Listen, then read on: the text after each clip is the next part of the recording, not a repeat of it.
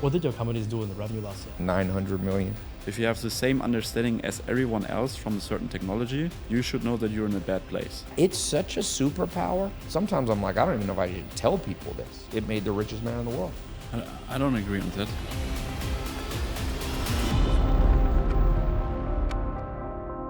All right, what's up everyone, and welcome to the podcast with two absolute legends, Tai Lopez and Raoul Plickat. It's great to have you here, and first of all, thanks for taking the time. Thanks for having me. I got to practice my German. Your German. I feel like we should be doing this in German. You got a huge German audience. My grandma would be proud. You're half German, right? Half German. I did my DNA, something like 44%. Or it's actually my largest part of my DNA is German. I just don't look like it at all. I'm like 40% Spain, Portugal, and like 44% German. Oh, it's almost even then. Yeah. Yeah. It's a little higher German. Yeah. Then I'm like 7% African. Something. I'm actually. It changes when you do your DNA because they're doing statistical models. So the more people that do their DNA, it gets more accurate. So I used to be like 1% Swedish. Now I'm like 4%. It's going up. Really? Yeah. I used to be 4% African. Now it's gone up to like 6% African. That's interesting. Yeah, the model. If you look at 23andMe, that model changes over time. Yeah. The more millions of people take it, their machines get more accurate. That makes sense. Yeah. Interesting. But anyways, I'm super excited for the podcast because honestly, both of you guys, Tai, you're one of the first mentors of mine. I watched your 67 steps back in the days in 2016 and started my online journey. And both of you guys are two of the people that I, look up to the most and respect the most. Not just because of the business success. Like Tai, I think you mentioned yesterday on the event, you have over 8,000 employees within all the companies. Last year, not this year, smaller this year. Not this year anymore? That's what I've done at the peak. That's what I've done at the peak. Yeah, I don't like it that big. No? Yeah, let's talk about it later. But what did your companies do in the revenue last year? I think you said something like $900 million. About 900, yeah, total, combined for everything that we had control of, or not always 100% ownership of the companies, but partial or majority. So yeah, I'm a mad scientist. I've tested everything. I've tried businesses that make, 900,000 a year, 9 million, 90 million, 900 million. But I'm not sure. You got to find the one you like, Can't copy other people because some people love huge organizations. I think Steve Ballmer told me at Microsoft he had like 120,000 people reporting to him. Walmart has 2 million employees. But I like the leaner. I think it's more, the lean company. I saw somewhere, I forget which company, maybe KKR, one of these private equity firms, forget which one. They had the highest revenue per employee. They only had 1,200 employees and they had however many billions. I like that model where you have enterprise value of like $1 million an employee. I mean, now with AI, it's also, I think there's a chance to have less stuff. Oh yeah. And go more into efficiency. Yeah. What about you, Raoul? You're at 300 employees, 9 companies. Are you trying to go up, hire more and build bigger things, or also go leaner? Yeah, I mean, it should be always bigger when needed, not to have the purpose of bigger. One of the mistakes I think you can make is to hire too fast and keep too many people.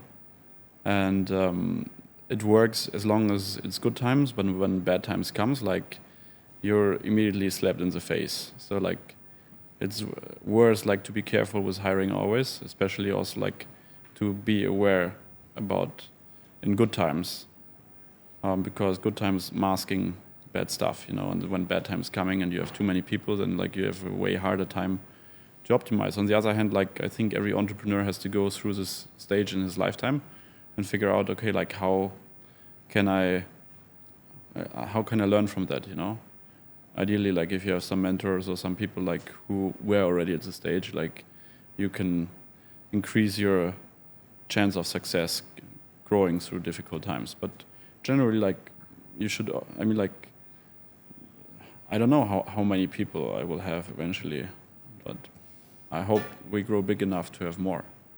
I mean, like Bernard Arnault, he started with 1,000 people. Now he has like 250,000 in his group. So who is it? Bernard Arnault, Bernard Arnault. Yeah, the guy from LVMH. Yeah, when you have retail, you have a lot because you have people in your stores. You know. But it's quite interesting. He started this in construction, and then with his dad, and they had 1,000 employees, and he sold everything, and went all into LVMH, and much more fun business. Sorry. More fun business. What would you rather own, Louis Vuitton or a construction company? For sure, but I mean, like you have to see it. And the way he structured the deal was also interesting because, one guy at Lazare Bank in France, like who made basically the deal happen, he went in, I think, with 20 million of his own money, and the other 80 million he borrowed. Was the largest private bank in France. So, and then grew it like to what it is today. So I think it's worth studying him. Definitely, because like he made some really good decisions in the past, like to come to this level right now. Now, like everything is growing with them. Like they bought Tiffany, increased the revenue, increased profit. It's quite impressive. Like they have like really working model, and also like with the family stuff, like all his kids are working there and like learning, and I think it's very interesting. I see. Yeah, you know what? Like with you guys, what I think is super cool. You guys didn't just manage to build successful companies, right, that make a lot of money, but at the same time, it seems like, and I know both of you guys for quite some time, you also have a good life, right? Tai, I know you travel quite a lot. Both of you guys are in good shape, and kind of like the first question I have is, how do you balance and manage to run all of the different companies, have all of the employees, but at the same time, be in good shape, travel the world, have a good time, because I think there's like a lot of entrepreneurs, people who may be starting out, and this was me also like 2 years ago, 3 years ago, we're just like working all day long. But and many people, they don't get anywhere. They work hard, or maybe they make a lot of money, but are not in good shape, or don't have time to travel or to spend time with, I don't know, their kids or their friends. How do you manage to keep that balance? And are you looking for balance or not at all?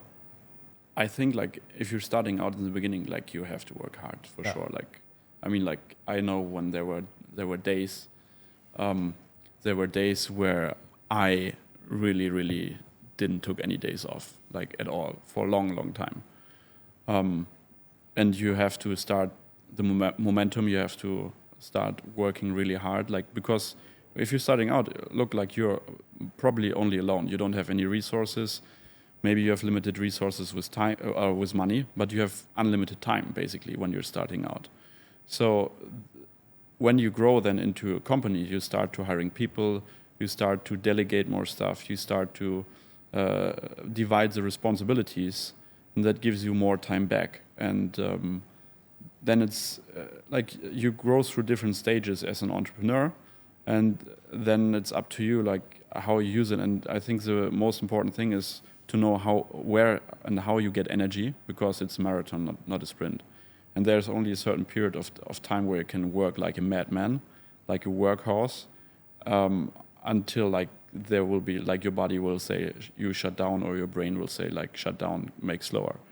And so like then like you need to figure out how you divide your responsibilities with the money you gained, ideally, and invest properly into structures, into infrastructure that make things kind of like automated. Either technology or people. People are still like the main automation system that there is. And then you have more time, and this time you have to use like to find energy, because you're human and you need energy like to continue this journey. And then eventually, after that, like it's also about where you want to go in life and what you value.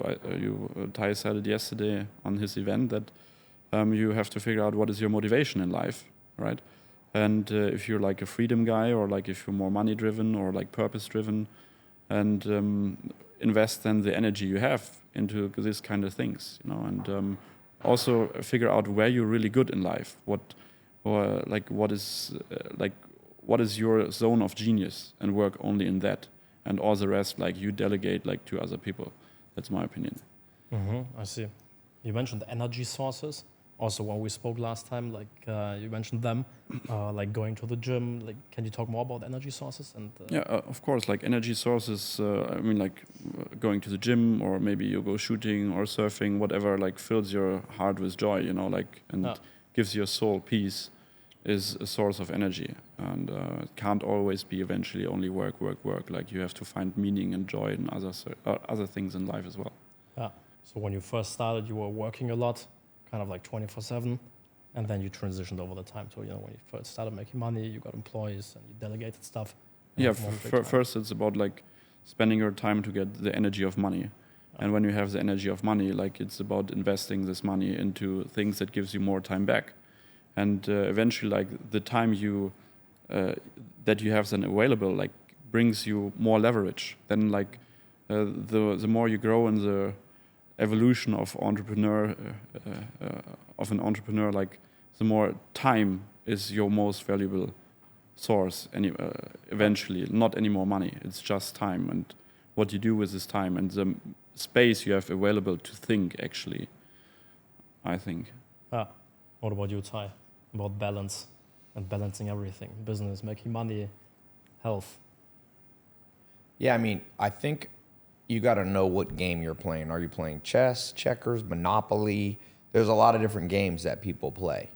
You know, I lived at the Amish for 2.5 years. To them, the purpose of life is farm and family and community. So they have a different set of rules. I meet entrepreneurs that want to become Forbes list billionaires. That's a different set of rules. And so first, you got to know what game you're playing. Secondly, you know, if you look back the last 10,000 generations of humans, Homo sapiens, what really separated them was not the ability to do work. It wasn't the ability to use strength, because Neanderthals are our cousins. They were stronger. They could work harder, lift more weights. But Homo sapiens used tools to get ahead. So if you ever seen that movie, what is it, with Harrison Ford, where there's a guy with a sword, you know, and he's doing all this to Harrison Ford and Indiana Jones, and he just pulls out a gun and shoots him. And the point was, this other big guy was more powerful, had a sword, had strength, but Indiana Jones had a better tool. And so if you're an entrepreneur, you have to sometimes choose between sheer force and strategy. And strategy beats force, right? I do Brazilian Jiu-Jitsu. A smaller guy can beat a bigger guy because he has strategy and technique. So you can brute force money. You can just go, I'm going to work 24/7. But the third thing I would say on this, there's a good book by Cal Newport called Deep Work. And basically, the human brain can only think extreme. For most people, you can only have a ton of creativity and innovation for about 3 hours a day. It's kind of like you can't go to the gym. If you want more muscles, you can't go to the gym 8 hours a day. You don't get more. Actually, you get less muscles. If you go to the gym 8 hours a day, I hired for a while this guy named Dorian Yates. He won Mr. Olympia 6 times. He said, Tai, if you go to the gym with me, you can't work out more than 45 minutes. Because when I work, he's like, the body doesn't have that much energy. When you work out hard, you go with me to the gym, and man, you go with him for 45 minutes. So if you go to work for 3 hours, that's about how much? Like you get a ton done in 3 hours mentally. Yes, you'll put in more hours for your company, but those 3 hours should be your heavy lifting. Yeah. So I think, you wake up, morning routine, you spend about an hour, go on a walk, think, open your mind, then you hit 3 hours of deep work. And you will work more than that, but that's not your most productive time. So after that, you can actually go, like if you want to balance your life and be healthy, go to the gym, make some phone calls business-wise while you're at the gym, or take a walk to the gym. So I think the way to balance life also, the fourth thing, is to do more than one thing at a time. Yeah. Like go to the gym, go for a walk, but also I'll make 5 business calls while I'm at the gym. Sure, people say, well, you're not going to get the best workout. Well, I'm not a professional athlete, so it doesn't matter. I'm going to get 80% of the results in the gym of somebody who's highly focused on the gym, but I can also get my phone calls done with business. So I can actually, I call it the integrated life. For example, if you're a single guy, this is something I would do. If you're single and you want a dating life, but you're also trying to make money, bring your first dates to business stuff. I never did a first date one-on-one. I'd like, you meet a girl on Tinder, you go, hey, I got to go to this business networking thing. You want to go with me? So then you bring the girl there, you're doing your business, but you're also dating. So there's an old saying, I think it was Benjamin Franklin or Thomas Edison said, everything comes to the man who hustles while he waits. So everything comes to the man who works out while he does business. No. Or dates while he does business. So you can actually work 12 hours a day and work in your dating life. I would bring all my friends. I like to have my friends work for me and some family members. So now every day I have an integrated life. I'm actually spending time with family. I think we compartmentalize too much. It's like I go in my office and I work. And then I don't have time for the gym. Make the gym your office. Yeah, we talked about it, I think like 6 months ago or something too, when we, first started, like working together, and you were also like, hey, like integrate stuff. And one of the things that I, for example, also did is I got a treadmill for home, and I'm doing my business calls like on the treadmill. Heck yeah, it's super good. Yes. Or just taking a morning walk and answering WhatsApps while, like walking, doing calls in the gym and stuff. Yeah. So daily routine, you say you wake up in the morning, and then first thing is you got to walk. Yeah, I've tested 100 different daily routines. You see all the stuff on social media, wake up at 3 a.m, ice bath meditation, books on the speed read, handstand, tantra, whatever. Like, I don't know about all that. I think I try to pick and choose from the best industry leaders, titans. Jeff Bezos says he likes to lay in bed for an hour. He wakes up at 9 and lays in bed thinking about stuff. So, he's a pretty qualified guy. More qualified than all the Instagram influencers combined. Yeah, so I think it's good to wake up and like daydream in the morning, take a shower, but like thinking.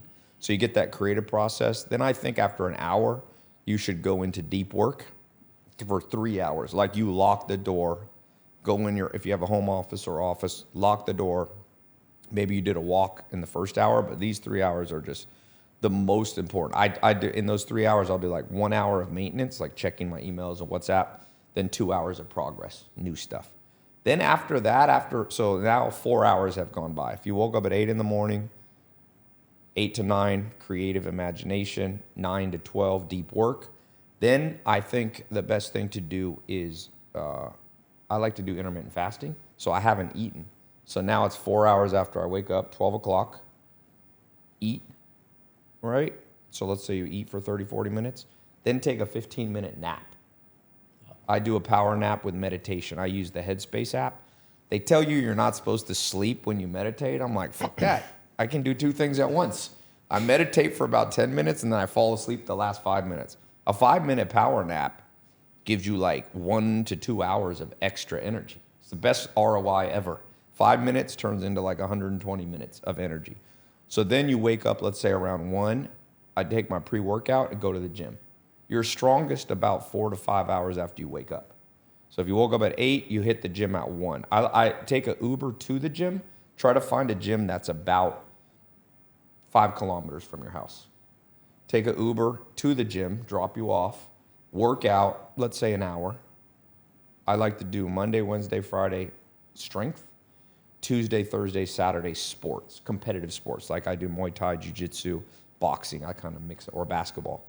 So go to the place, and then when you're done with that hour, walk back. So you get like a 2-hour walk home from the gym, and then I'll do my business calls. So then I'm home at, let's say, 4 o'clock. Then you can focus on other stuff, social life, So that's kind of that's the best daily routine that I've been able to experiment and come up with. Yeah. What about you, Raoul? You have something like a daily routine or things that you do consistently? I think for you it's a little bit, is it different or maybe you talk about it. Yeah, for me, I'm like more like the Jeff Bezos guy. Like I wake up and then I go to the phone, check mails, everything. And then depends, like when I went last night to sleep, either I go to the gym in the morning. Mainly, I would say like 70, 80% of the year I go in the mornings. The other 20% I go in the evening because I went late to bed at night. Because, I don't know, business required it, something like that. And then I go in the evening. So, but I always try to have like every day, like to start not with a minus, you know. That's my main objective, like not like to be out of like kind of like a routine. Even like if I don't have kind of like this routine that I go every day at the same time to the gym, like it's sometimes plus minus 1 hour or more. But I do like, of course, gym every day. I go for a run multiple times per week, and yeah. So that's my routine, kind of like. Beside that, work. I see, got it. And talking about daily routine, you know, Tai, one of the things we speak about often, like life hacks. Stuff in general. Yeah. One of my. I called Niklas. He needs. Did you buy that domain? I said. No, I didn't. You need to buy it. He's the life hacker of the world. I like it. I think you should buy that domain. Yeah. I won't say what it is, so nobody else buys it. Yeah, we started talking about life hacks. You know, the first thing you gave me, or one of the first things, is this integrated stuff and like the treadmill, personal concierge. You know, I got one like, I don't know, what is it, 6-7 months ago. Was a game changer. Raoul, I think you also have like a personal assistant. 2. Yeah, 2. Yeah. What are some of the life hacks? We have to put it into the podcast. Niklas, having a driver. Why don't you make a podcast? He needs a podcast called Lifehacks. I'm serious. Or like hacking with Niklas. Mine was a driver. Okay. Like having a driver, especially like here in Dubai. Like it saves you so much time and like energy, like because driving car, for me personally, it takes too much energy. Yeah. And you can't do stuff like sitting behind in the back, someone drives you. Like you can rest and you can save your energy and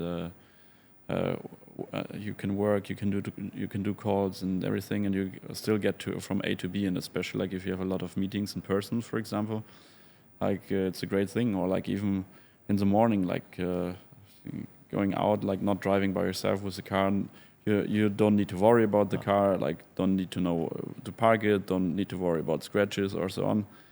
You have a driver, and you come, you say I'm coming down. You leave like I'm coming out. And 2 minutes later, he's there, and everything is good. So this was like for me one of the biggest things that gave me, let's say, a little bit more mental peace, which is very important also for your energy. If you worry less, if you spend less time on meaningless things that are not important at all, that other people can take responsibility of, and that was for me driver, personal assistants, of course. Like same like for basically almost everything that you can have. Like don't cook your own meals anymore. Have a chef or a maid. All this kind of stuff. Like it's life optimization, you know. Yeah. So driver, personal assistant, maid, chef. Yeah. Chef. Yeah. What about you, Tai? You said personal concierge. People life hack. Yeah, I have a concierge team. I have like 2. I have like in-person assistants that I travel. I usually travel with a team of. How many people are here in Dubai? 6. I usually have like, when I travel, I usually bring 6 people, 5. I've tested everything. When I was in Norway, at one time I brought 45. I brought 45 people from the office with me. 45. It's actually kind of a good idea. I just was like, I'm gonna bring all the important people with me. Yeah. We just would go to Norway and just they'd all fly. For how long? A month or so. So long vacation, basically. Yeah, but we just set up an office anywhere we go in the world, just like. Yeah. But now, I usually travel with I don't like less than 3 people, but sometimes let's say 3 to 6. Then I have an office in Pakistan, so I have an online concierge team. So 24/7, I can message. Yeah. Even if my team's asleep, that's traveling. I have I think I only have 2. I usually have 2 or 3. Online concierge, and but I'll tell you, I will tell you, those are like specific life hacks. I think the greatest life hack, if I could just give one to like my children and my grandchildren, my great grandchildren, it would be my law of 33% life hack. If you just do that one life hack, better than all the assistants in the world, which is basically try to structure your life, your day, your week, your month. So especially if you're watching this and you're an entrepreneur, an advanced entrepreneur, you're making millions of dollars, then the law of 33% is like the life hack. I don't think another name for the life hack is the PayPal Mafia life hack. So people think about Elon Musk, richest man in the world. They have all these theories why he's so successful. IQ. Some people say his parents owned a diamond mine. I don't even know what the hell. People have 100 theories on him. But if you actually study what he did, the one differentiator, he built his first business, sold it, I think, for $30 million. That wasn't his big breakthrough. Then he got in this group called the PayPal Mafia, okay? And it was him, Peter Thiel, Ken Howry, Reid Hoffman, two guys who eventually went on and started YouTube. So his every day, you know, I don't know if they lived together or just spent time. He was in a room with people that were geniuses. And that becomes very competitive for the brain. And so when it's competitive, like I do jujitsu, if you're in jujitsu and there's all white belts there, you perform about this hard. But I'm a blue belt. I'm not super, I've been doing it for a long time, but I don't have time to become a purple belt. But I will, knock on wood, I shouldn't say that. Limiting beliefs. But when I'm training and they're all people worse than me, I kind of drop down to that level. But the law of 33% says if I am in a room with at least people on my level, but at least 33% of the time I'm sparring with black belts, or my teacher, Higa Machado, is a coral belt. One of my mentors is a red belt. Like, you automatically elevate. So the greatest life hack for anybody is, as you become, let's say you're making $10 million a year. You need to spend 33% of your day with other people making 10 mil. 33% of the time with people less than you. That's usually your employees. That's your employees. But the last 33, add 2 zeros to it.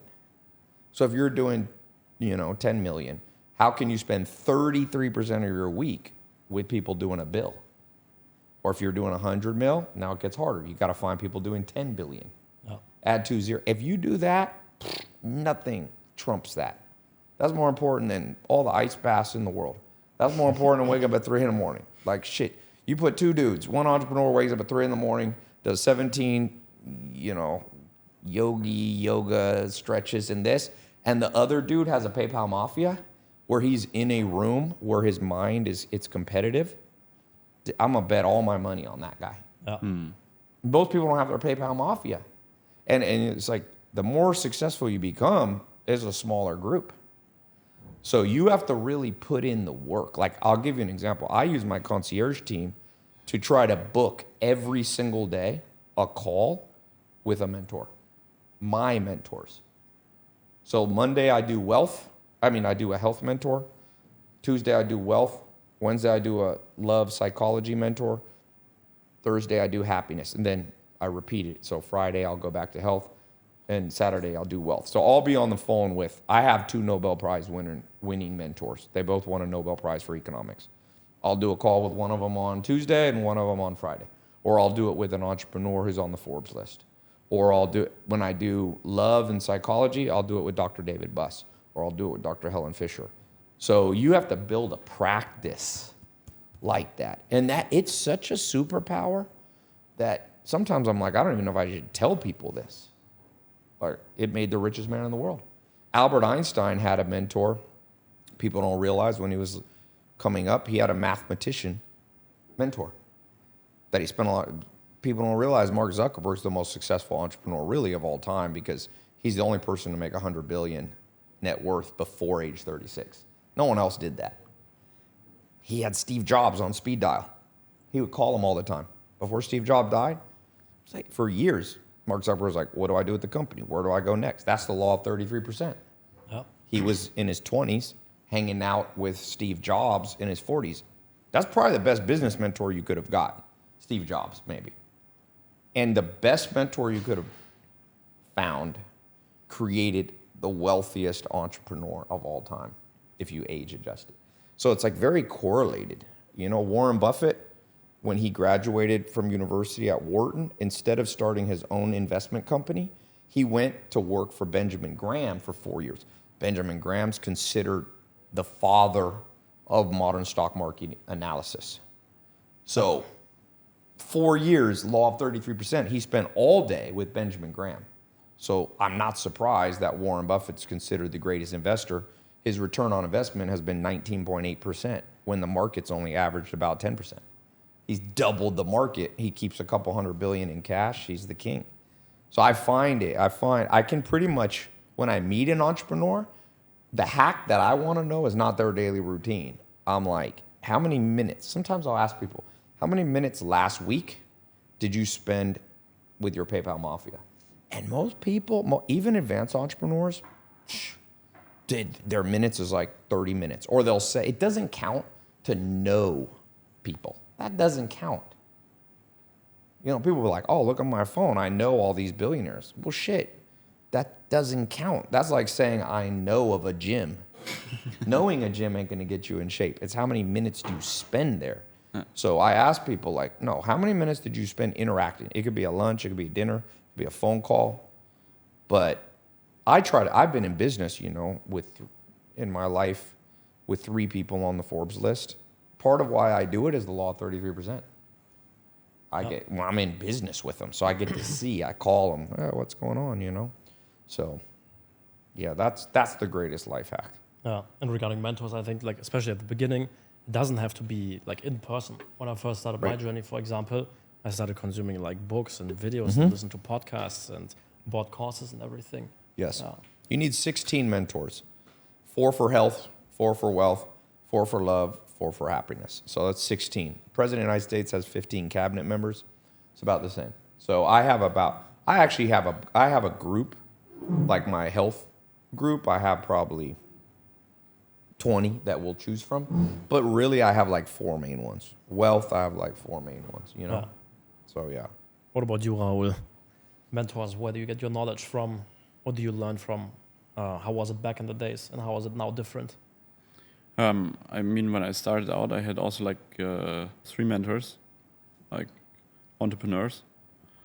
Eventually, like sometimes also there comes a moment where the mentee surpasses the mentor. So this happened to me all 3 times. And right now, I wouldn't say I have a mentor, unfortunately. There's also saying like you find a mentor when the mentee is ready. So apparently right now maybe I'm not ready. But of course, like it's super helpful. On the other hand, like I meet a lot of interesting people. I wouldn't call them my mentor, but of course I also have them. Sometimes I call them, like sometimes I exchange ideas and so on, different experiences. Like, but I wouldn't call them a mentor. Like a mentor for me is like someone who is maybe at a stage where you want to be and you have like direct access to him all the time, in a way. And this is something I don't have currently. But in the past it was very helpful. I'm looking forward to whatever is coming. You know, like if there's another opportunity where I find another mentor of mine, of course, for sure. But yeah, right now also, to be honest, not that much of a need, or I'm not that focused to find a mentor because I'm just focused on like continuing what I'm doing right now. And like I said, like I meet a lot of interesting people, a lot of exchanges there, but just like not this mentor or menteeship level, I would say. We got to get you your PayPal Mafia, man. Yeah, I'm like, I think when you said it, like for example, like my business partners, I see it like kind of like a little bit like this, on a smaller scale right now, but it's exactly like you said. Like if you're like in a group of competitive individuals and you can call them your business partners, and they have their field of excellence, and you have your field of excellence, it's definitely like a successful model. The thing is, like, of course, like to evolve also, like to find like 10 stages, someone above you, not only like 2-3 levels in a different field above you, you know, like that's also, I would say, like something. But let's find my PayPal Mafia. I'm open for that. Oh, you can find it. The main thing that happens, you get like a quantum leap. Right? So it's like you can grow. It's kind of like quantum physics versus Einstein, Newtonian physics, you know? Einstein physics was very linear. this caused this, which caused this. And a lot of times we think about, like, I'll give you an example. You want to make more money, right? So you take somebody, the richest guy that I know, you know, he's worth $106 billion now. And he was successful as a young guy. He was really smart. But then he had a quantum leap, you know, where you actually, like, particles can end up, one changes here. I was just reading an interesting book called Determined by this professor from Stanford, Sapolsky. And he talks about these quantum physics experiments where two particles that are 1 light year apart. So it's 183,000 miles, I think. I don't know what it is in kilometers, but okay, far. When one changes, the other one changes, but it also changes 1 year earlier. So it's moving across time, space and time. This is why quantum physics like blows people's minds, right? So it's actually a change in time backwards. So I think when it depends on what your goal is. If your goal is ultra wealth, you need quantum leaps because you can't exponentially get there, right? You can't go, oh, my business is 110 to 10. You die before you get that exponential. So Steve Ballmer told me, you know, his exponential moment, he's like, look, man, I was at Harvard. He was number 2 in America in math. He was a smart, high IQ guy. But he's like, what quantum jumped me was I met these 2 guys. One was Bill Gates, but one was Paul Allen. Paul Allen was older than them, much more successful. And he's like, Tai, I was smart. I mean, I'm sure Steve Ballmer would have been a millionaire or maybe worth 100 mil. But 100, I looked yesterday, he's at $108 billion.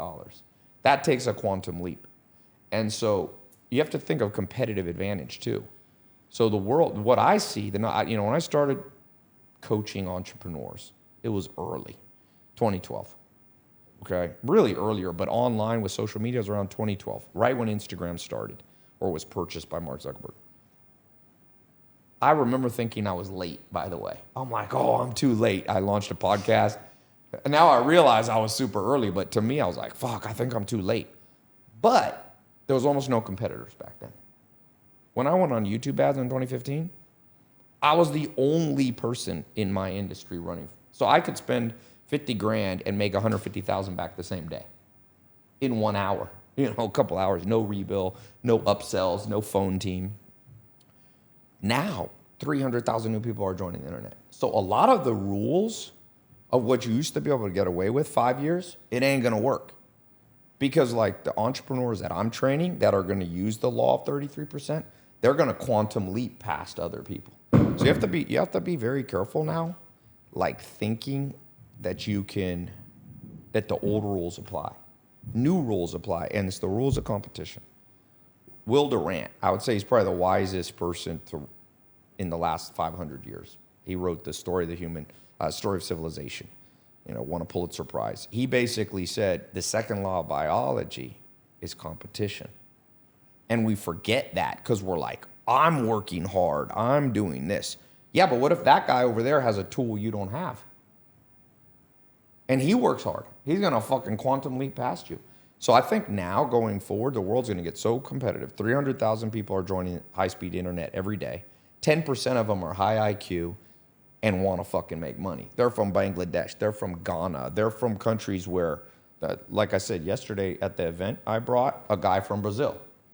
You know, he's from Brazil, BRICS country.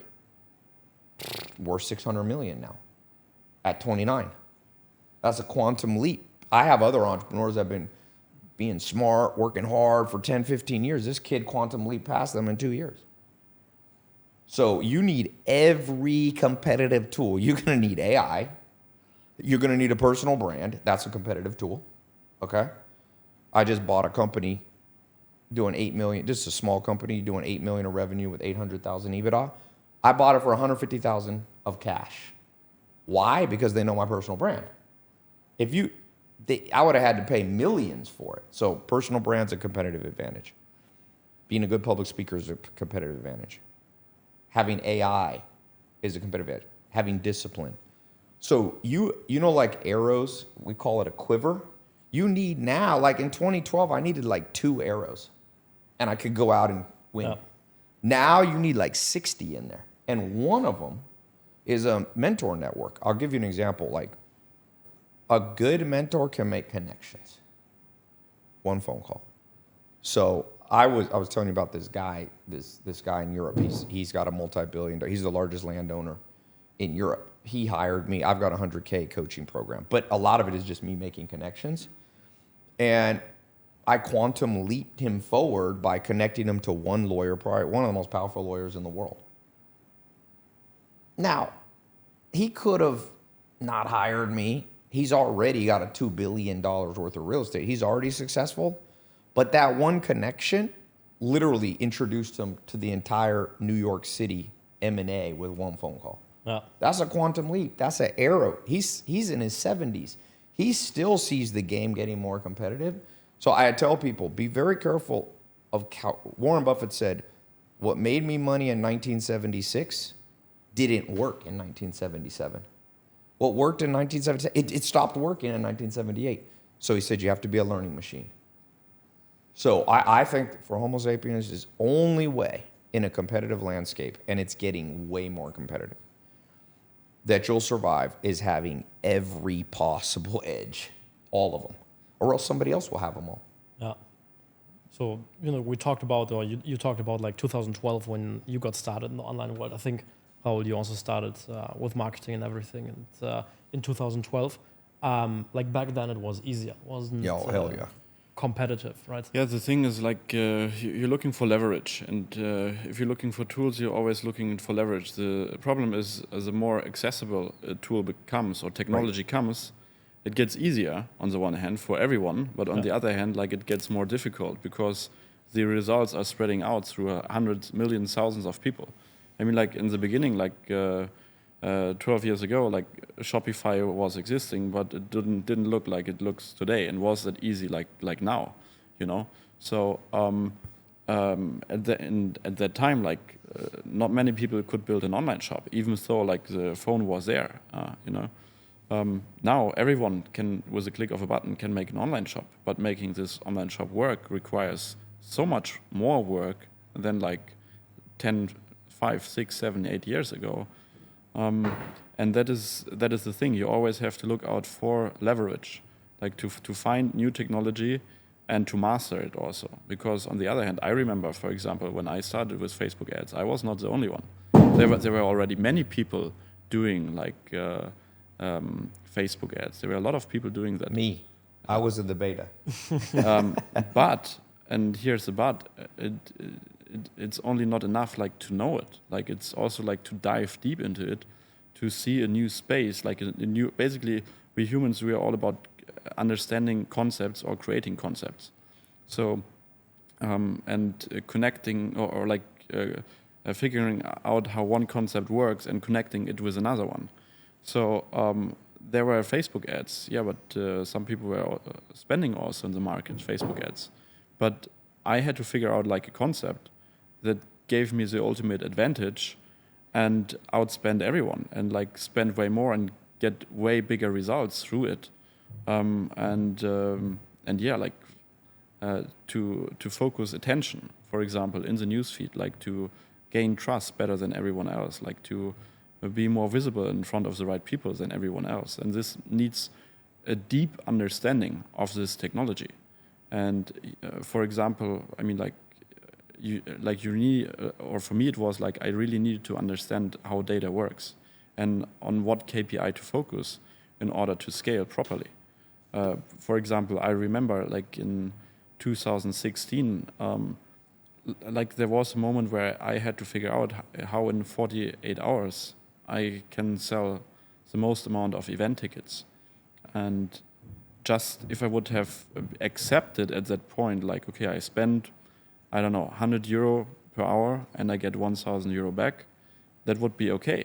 But in order like to make more than €1 million in like less than 48 hours and sell more than 11,000 event tickets, I had to have the drive to understand, okay, how like do I get more? Second, like to isolate what matters from what doesn't matter at all.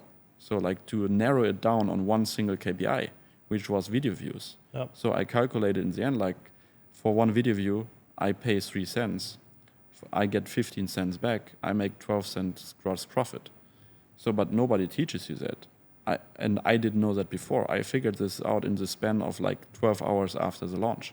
So, and on the other hand, I had to understand technology well enough in this kind of Facebook ads to figure out how do I get more views? What do I have to do? That I looked every 10 minutes how much I spent versus how much I earned. Also, nobody teaches you that. You really have, where we are about deep work, you have to have the ability, when you have leverage, the right opportunity, the right technology, you have to have the focus to figure something out. Now, AI is available for everyone. And right now, like to profit really from AI, I think like you really, really, really have to focus how can AI make a difference, how you connect certain tools, other technology with AI, automate it. It's not written anywhere. Like you need to have so much focus to dive down in there and figure out like where will this go and what is the opportunity that you can make it happen actually.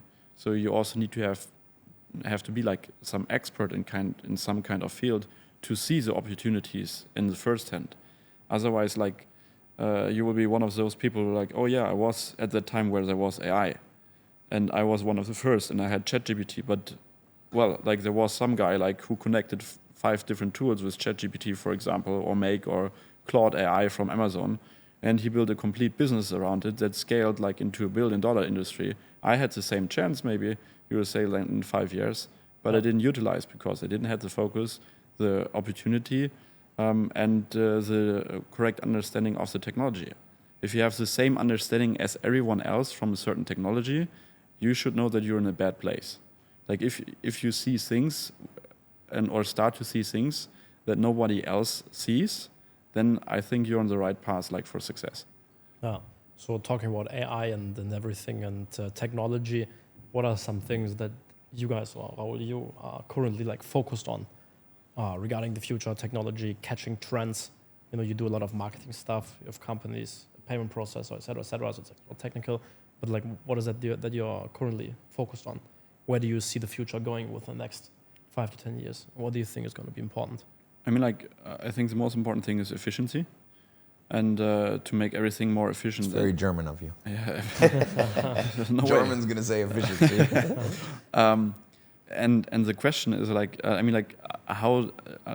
Well, the main question is how not to do what everyone else is doing, figuring out what is missing. And the other thing is first principle thinking. And this is like a problem because what is the overlying principle?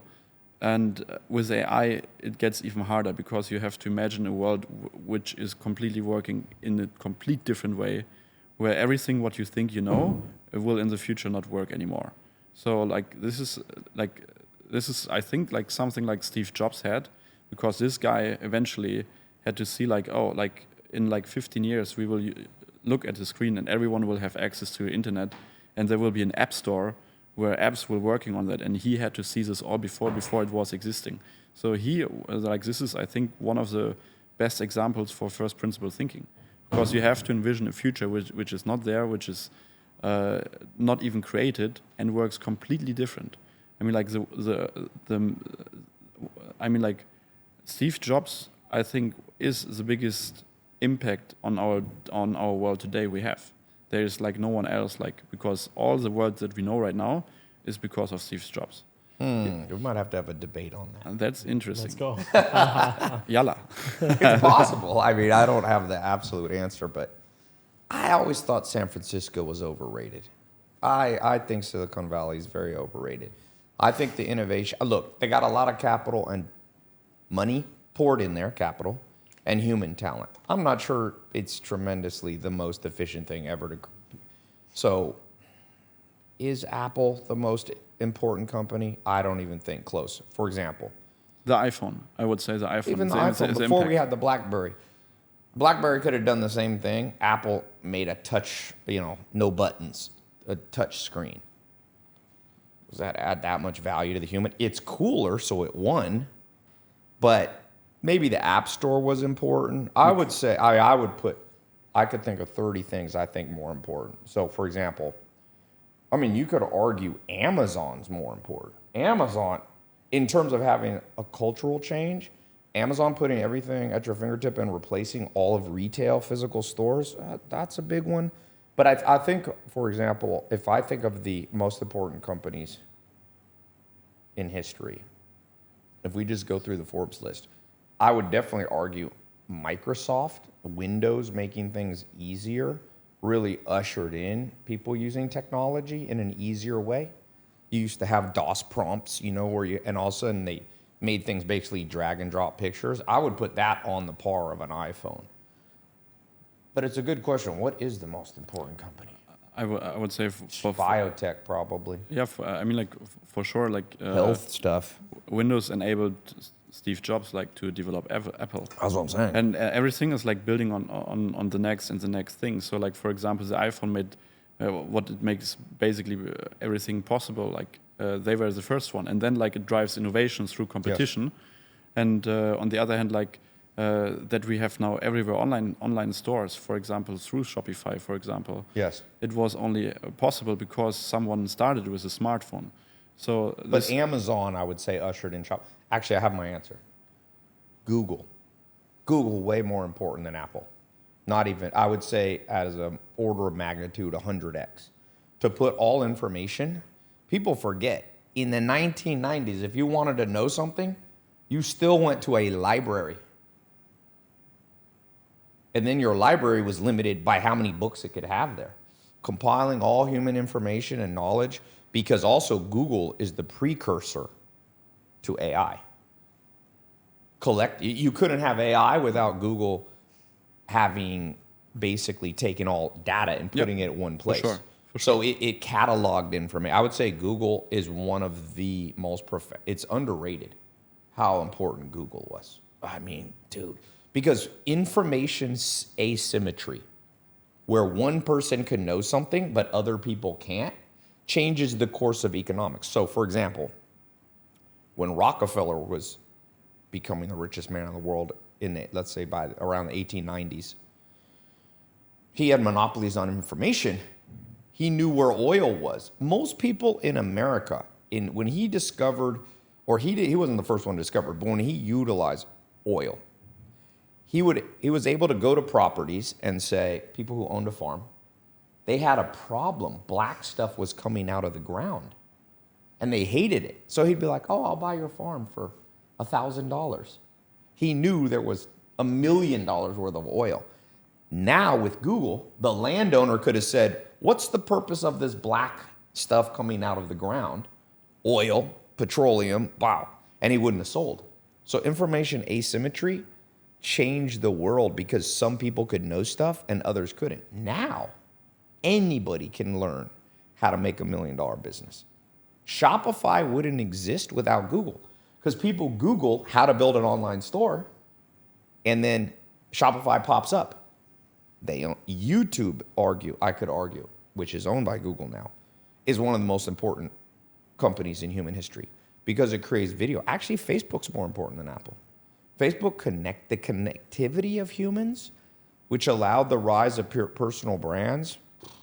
I mean, talk about stuff that changed. So I think, to me, I would just watch the BlackBerry movie. It's like Apple's like it's like saying Lamborghini changed the world. If Lamborghini didn't exist, people would just drive a Prius. I don't agree on that at this point, because Apple made things, it brought more accessibility to. Did BlackBerry had? I mean, like I had a BlackBerry and I had an iPhone, and I remember when I had an iPhone in school, it was the experience was way better, because now apparently I could start my homework before, like half an hour before the before the class started, and I got in this way more efficient because I opened Wikipedia, wrote everything down. Google. With Google on my iPhone. And yeah, but I was like, Google's more important because you could have done that on a BlackBerry. No, you couldn't do that in that time. You could surf on a BlackBerry there. It's just BlackBerry went out of business because they had hubris of. Yeah, it was, but it was different. Before I had a BlackBerry, and it was like way difficult. And with iPhone, everything was easier, faster, And then eventually, like also Facebook blew up actually after the iPhone was launched because it made it more accessible to everyone. But some of that, I think you're mixing causation and correlation. Some of that it's correlated because the rise of high-speed internet. Exactly. So like BlackBerry existed in 2003 when people were still using dial-up. By the time the Apple iPhone, the iPhone came out, it's probably 2008, 9, 10 was really when it grew. By then, internet speed had doubled. Actually, internet speed connectivity has been a bigger innovation. I don't know. I put Apple on like number 64, most important for human. I would say high-speed internet, Google are up there at 1 or 2. How about email? Email speeding up communications. People used to send letters. Imagine how the speed of change for sure. I'm just talking about like the last 15, 16 years. When it comes to terms of that, Google. Google has to be number one. Yeah. Of the top 10 enterprise value companies, let's see, what are the other? Microsoft. Look, if you look at how the companies are valued, Microsoft sometimes, I think, has surpassed on some moments in time, has surpassed enterprise value of Apple, or pretty similar, 2 to 3 trillion. Apple, to me, is a luxury company. They're Louis Vuitton. If you actually look, so my mentor, Dr. David Buss, I met him 10 years ago. It's one of the very important moments in my life. Luck events, they call it, or fate.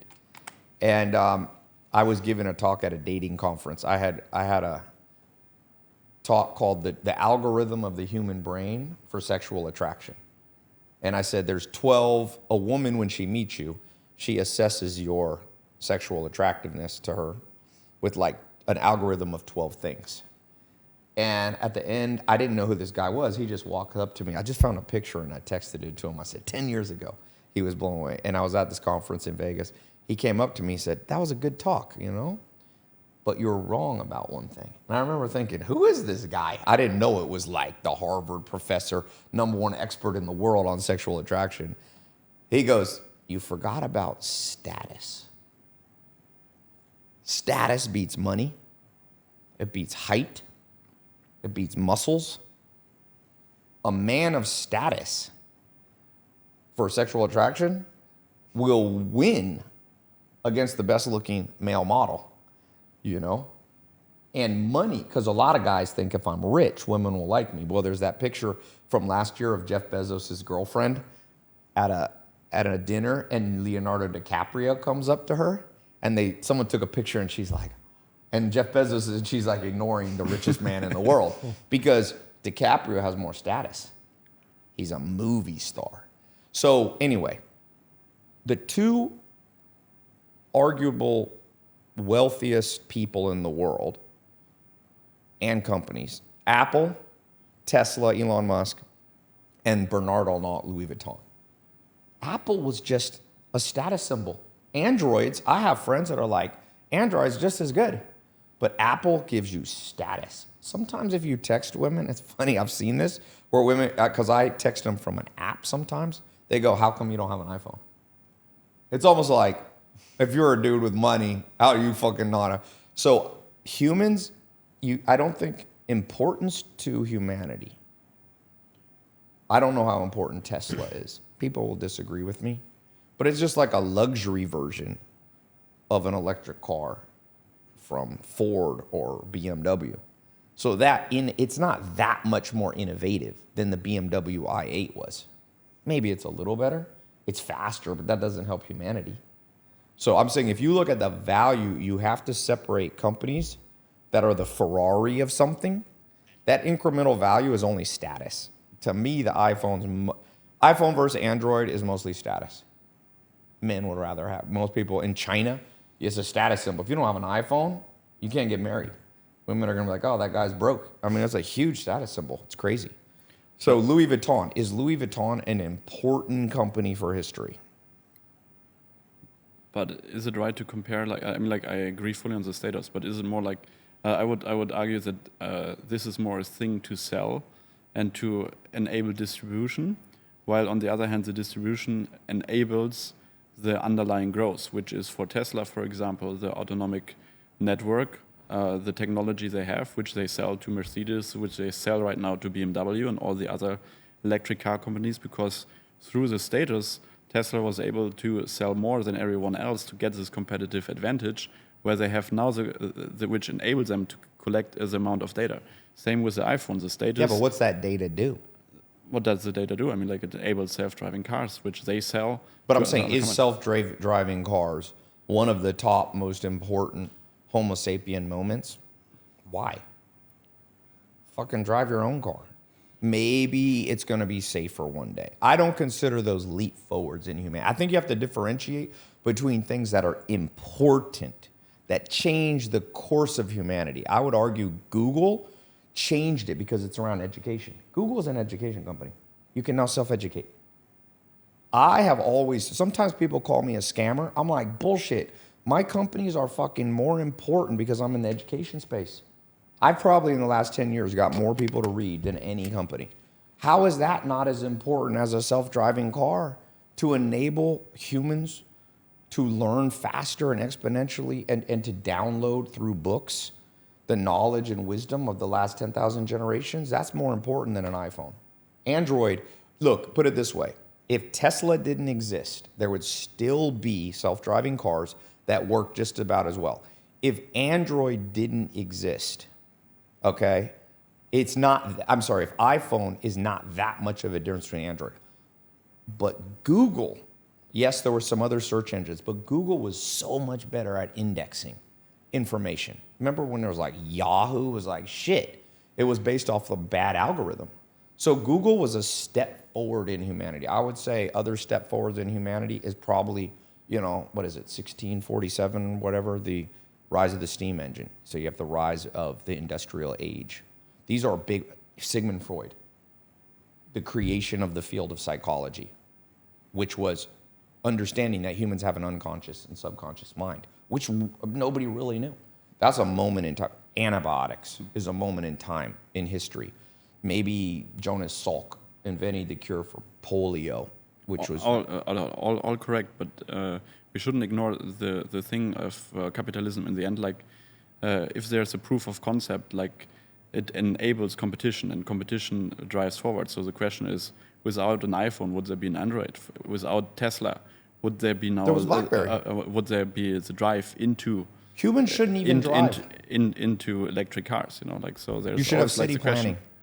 Cars aren't even important for humanity. Actually, humanity would be better off. I live part-time in Scandinavia. No car. I mean, I love cars. Don't get me wrong. I got every car you've ever had. I've tried or owned. Honestly, it's better to live in London where I get 17,000 steps. I take public transportation. I walk. Be in Scandinavia so urban planning replaces the need for cars. Urban planning is better. So you could actually argue, because Tesla, all these companies are actually big polluters. They have to mine all this crazy ingredients, so Definitely. They go exploit Africa and the mining. When the cars are done, you have this toxic waste product. So honestly, I'm not sure Tesla should even exist, or should BMW. Cars companies are a vanity of humans. I love it. Louis Vuitton, is it important for society? Would your children be just as well off if Louis Vuitton had never existed? Hell yeah, who fucking matters? Doesn't matter. So I think it's hard to create a company that's important, by the way. And I'm not saying I've always done it, but to create a company that's important, that's 1 out of 10,000 companies. It's hard to be important. For sure. ChatGPT, that's a company I would put up there that may be the most. I actually say Sam Altman is the new Elon Musk.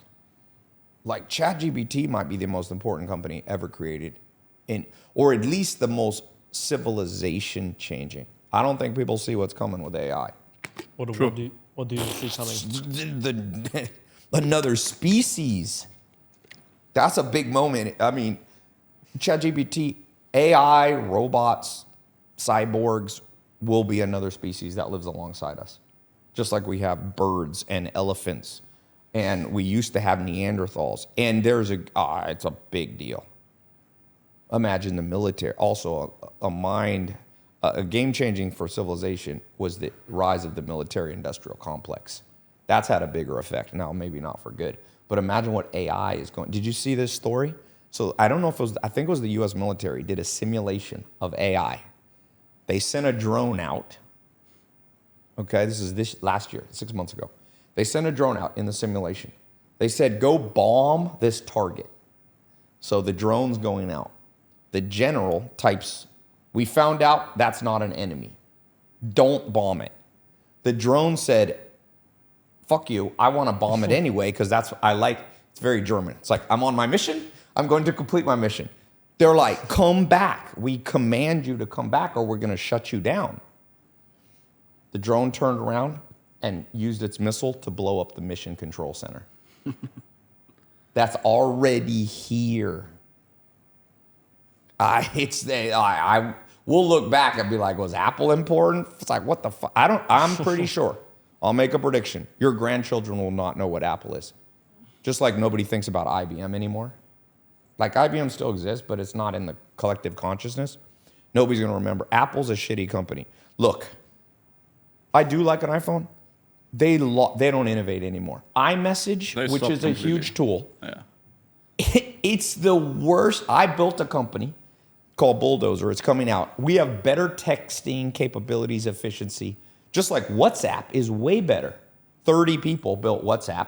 Way better tool. You can create groups, rename the groups, put people in and out of the groups. You can do broadcast lists. None of that you can do. Apple, 100 billion. This is an obsolete bureaucratic company that will disappear. Disappear. It sucks. Unless they change it. Look at Facebook.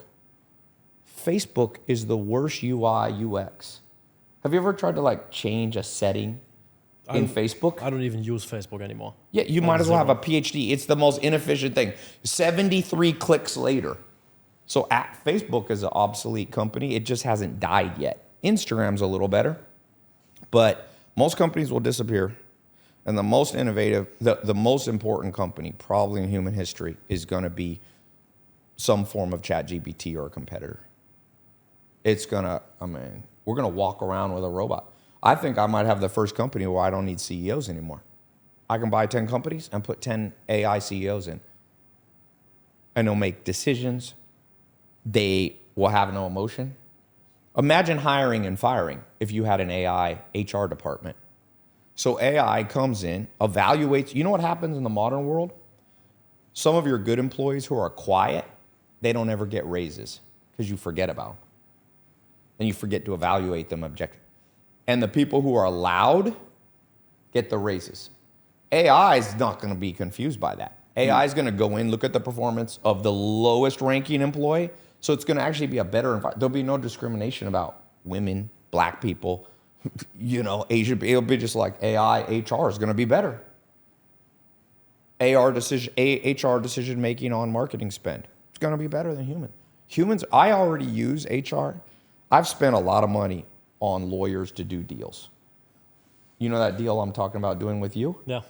I generated my letter of my LOI, my indication of interest letter. I opened ChatGPT, recorded a 3-minute voice memo. Okay, I'm going to buy this company in Norway. Here's the da-da-da-da. It puts together the LOI. I've saved $10,000, $20,000 and 10 emails. It's going to replace transactional lawyers are going to be gone, and it makes no mistakes. And now, it's not quite perfect yet, but in 2 years, accounting, you know how hard it is to find a good accountant and bookkeeping team? They make mistakes. Imagine ChatGPT downloads all your Bank of America or your Citibank transaction, categorizes them. It makes a mistake. You know what's a problem with human staff? They make a mistake. You train them not to do it. They make it again tomorrow. AI is trainable. Humans are inbuilt with stubbornness. Part of our evolutionary psyche to survive in 10,000 generations ago. But in the modern world, you'd rather have an AI brain that can learn. So you're like, nope, stop categorizing this transaction as travel. This should have been, marketing. I can do that to bookkeepers now, and they make a mistake the next week.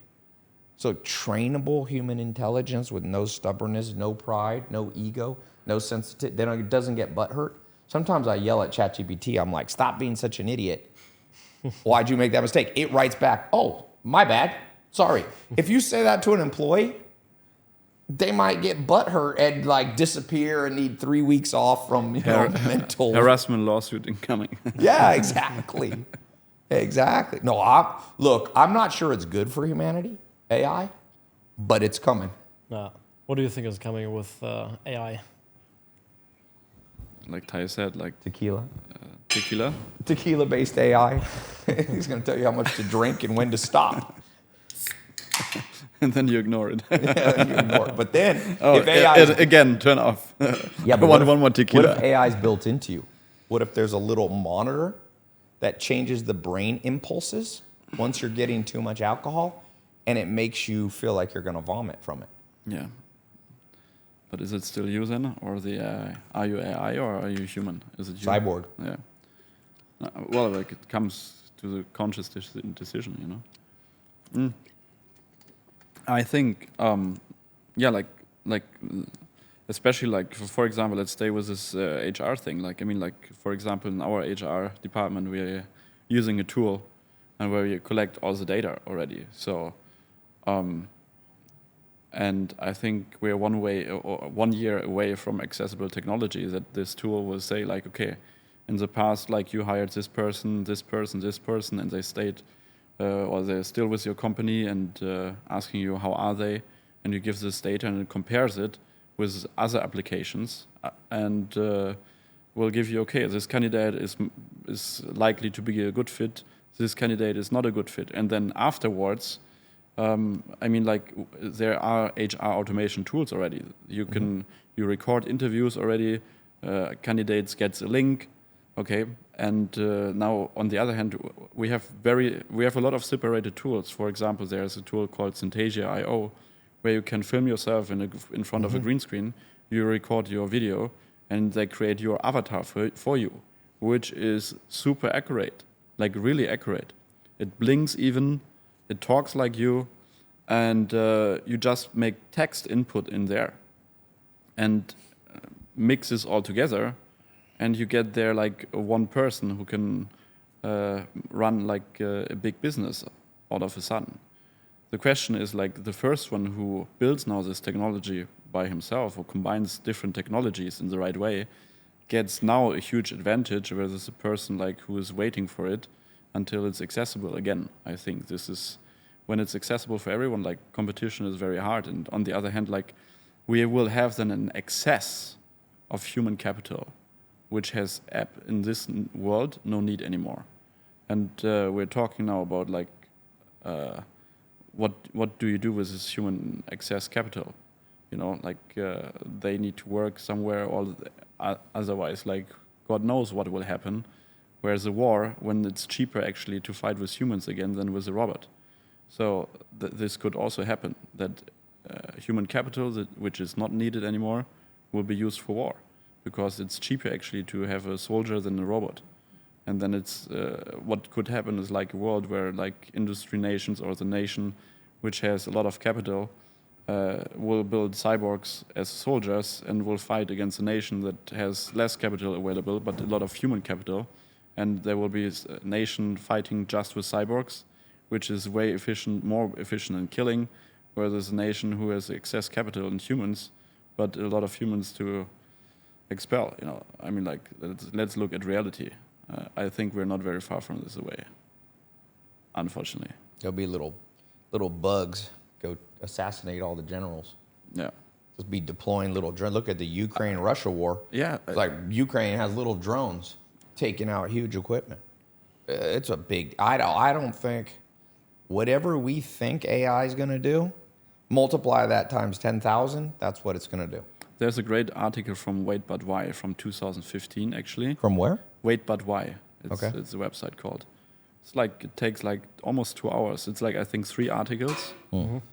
Very long and very scientific, and but with very great examples. And I read it first time in 2015, and like everything what has happened already, that was like the article, the writer expected it to happen by 2030. So we are already 6 years ahead of what was described, what will happen there. So and the next, I mean, we're talking about AI. There's another level about this, which is ASI, artificial superintelligence.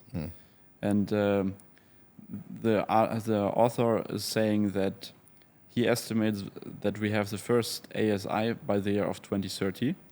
Once this happens, it takes around probably 4 years for this, or like we talk about an ASI when an AI kind of like reaches the stage of a 4-year-old. Once it happens, it takes a certain amount of time. Once it reaches the level of a 4-year-old, it takes around 3 hours until it's 170,000 times smarter than a human. So if you look at the evolutionary stage, here's the chicken, here's the human, and after 17 hours, like the ASI is up there, and then God knows what will happen. Interesting. Mm-hmm. Talking about AI, what can everyday people, but also business owners, do to prepare for what's coming, to set themselves up? Start just using some of these tools that are out there. There's like 10 good AI tools that you can start plugging in. Obviously, ChatGPT or similar is one for general intelligence questions, but there's very specific tools you can use. There's like robocallers now, AI that can call 10,000 people and generate leads for you, appointments for you. That's technology is dialing in. It's not perfect yet. There was a guy actually at my event that has a company doing that. Calls 10,000 people, basically basic lead follow-up, and gets them on a calendar with a human. Yeah. You know, Setting. there's, like you said, you've got a new company coming, the PR company. All those kind of companies are great to just. The main problem with AI now is it's like 80% good. That last 20% is not quite there yet. Yep. But 1 year more. Yeah. 1 year, you'll have it. So start learning it now. Because what actually creates wealth is people who catch tools early. You don't have to be the first, but you need to be in the first wave. Yeah. So it's like Bill Gates was one of the first kids in America, in the world, to have a computer at his school when he was age 12. I think he was born in 49 or 19, maybe it's 1954. So he was, in 1960s, he had access to a computer. So he had first access to a tool. You know, if you look at people, Zuckerberg got in very early with social networks. You already had Friendster, MySpace was beginning, but he caught that wave early. So you need to be early to AI because even though it's not perfect, whoever grabs those tools is going to have mastery once it becomes perfect. And then it's just like, yeah, I have mixed feelings about it. I think AI will either improve humanity or wipe us off the planet. One, it's like very binary. Yeah. Very binary. It's It's either going to be either way 0 or good 1. or it's going to be like, Yeah. and, you know, maybe you need to get on a rocket ship to Mars. Would you go to Mars? No, I don't think so. You'd rather? It depends on what happens here on planet Earth, I think. No, but I'm saying no matter what happens, some people ain't getting on a rocket ship. Some people go, I'll just die here. Are you one of the I'll die here? Or if things got bad enough, you would go to Mars? If it goes bad enough, then You go to Mars? if it gets super bad, Yeah? and there's no chance to live here on planet Yeah, Earth anymore, basically 1% chance of living on Earth and Yeah. 50% chance you'll survive in Mars. Would you go to Mars? Yeah. You? Or would you just be like, I had a good one, I'm willing to die? I think probably, well, about my kids, I would say like, okay, I will send them to Mars. But about me, I would say like, I saw a lot of amazing sunsets and better to see one last sunset, drink tequila, Yeah. and hear some good old music. Cheers. And Salud. salute. This is what I would say. And then I would say like, fuck it. It was a nice ride. Yeah, that's what I said. That's like psychology. You would go. You'd Because be on the Mars, jet. what is there? On Mars, it's dusty, it's red, and unless like there is a And super it takes a nice long time to beach- get there. Yeah, and 50% chance to die. No way. More than 50. Tequila. Think about one crazy dude blows up. So somebody who's psychologically unstable. 30% of humanity is pretty unstable. So you get on Mars, you're in some space system. It's like, do not open this door or we all die. One dude's going to get mad at his girlfriend and be like, fuck everybody. You're going to open that door. Everybody's going to suck out into space. Yeah, when you talk about it like this, Yeah, or imagine being stuck You in never a small know. spaceship. You don't know who's going to be on that ship. How many years does it take to get there now? 4? That's a long time. I've been on an airplane for 15 hours. And I'm like, I don't like these people. Imagine being for months or years on a plane. Yeah. Or on a, I don't know. I think I'm with you. Yeah, tequila, Mykonos playlist. Native Americans used to say, it's a good day to die. They were very brave. I think people, you be brave. Maybe like you, I think actually one of the bigger, I'll tell you another innovation that will change humans forever, different than AI a little bit. When we can upload our consciousness. That's what I just wanted to say. Into a little memory stick and then download it into a new body. Yeah. Then people will live forever. Yeah. Or at least semi-forever. And you can have a backup. So if you get in a car accident, you just reboot another body. Yeah. So your grandparents could live forever. Your kids could live forever. Whoever cracks that code, also gene editing will be one of the, whoever invents a gene editing company that actually works, you could remove depression. You could remove the will to go to war. You could make people happy. I mean, you could, that's a big, AI will help with that. Yeah, all sure. the data, Sure. you know, understand, genetics is so complex for us now, but also quantum computing will change the game. Because with quantum computing, understanding the human genome will be like simple, you know? Also, all of our passwords will stop working, including your crypto. Somebody's gonna just hack your crypto in 1 second with quantum stuff. I was in May in the UK with Sven Gabojanski, one of the speakers 2 days ago. He's a scientist, and we visited the quantum computer there, which is developed by a startup, and which is quite interesting that how much money China, for example, spends right now in quantum computing. It's like 15 billion officially. What's America spend? It's 4. Joe Biden probably spends It's $50. It's 4 billion in US, 15 billion officially, not included the military spending and unofficial. Yeah, add whatever China discloses and multiply by 100. Germany, it's 80 million, and the 80 million? Million, and they spend it all in the company that we visited, like this small startup. But he said exactly the same, like quantum computing, like blockchain will not be safe at all. It will be gone. Yeah. Well, you'll have to definitely don't keep your crypto in cold storage. But even then, the second you connect, somebody's gonna hack you at the connection. Not even that. Like I mean, like the quantum computer could change like literally the whole blockchain, and more, because it's gonna not just if it can hack crypto hashes. Imagine what it's gonna do. Exactly. Your Gmail will be hacked in 1 millisecond. Your Instagram will be 1 millisecond. Imagine ASI plus quantum computing. You know, Will Durant says that. Time for tequila. Will Durant says every tool concentrates the wealth of the world in less people's hands. Yeah. Because whoever can grab, like if you go back to the beginning of, let's say, the agricultural age in humanity, let's say you go back 15, 20,000 years in human evolution, where we went from living in tribes and bands into agriculture. That created wealth, because when you lived in a small village and you were a hunter-gatherer with a spear, one guy could not accumulate 100 times more winnings than another dude with a spear. Nobody was 100 times more coordinated. Then you had farming, where one person who came up with a plow could plow 100 hectares when the other person could only do 20 or something. So wealth began to concentrate, which also created armies. People then wanted to protect their wealth, so large-scale military battles started, 2,000 to 10,000 years ago. Then wealth concentrated with the rise of electricity, computers, internet. Right now, the 10 wealthiest men on the Forbes list have more wealth than the bottom 4 billion combined. Yeah. So with all this AI quantum computing, I predict 10 years from now, one man could be wealthier than the bottom 4 billion.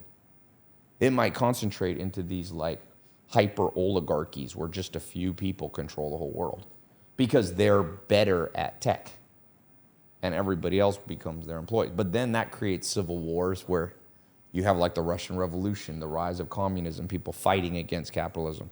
So there's unintended consequences of quantum computing, genetic engineering, AI, this is tough questions.